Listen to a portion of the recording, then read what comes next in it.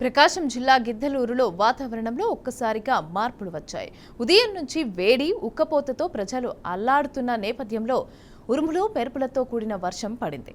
Drainage సౌకర్యం లేకపోవడంతో రోడ్లపైన భారీగా నిలిచిపోయింది. అయితే ఆ నీటిలోనే చిన్నపిల్లలు ఆటలాడారు.